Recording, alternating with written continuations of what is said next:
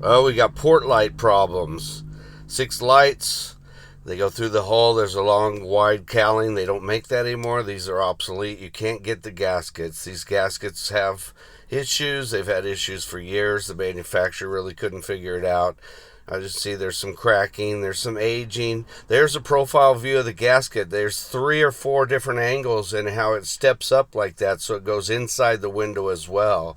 That means cutters can't cut a gasket. Otherwise, you could just die cut it.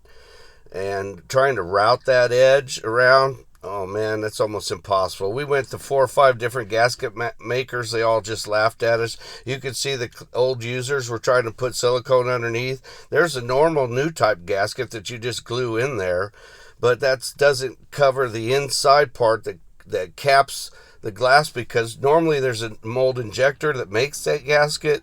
So I think we're going to try a silicone mold.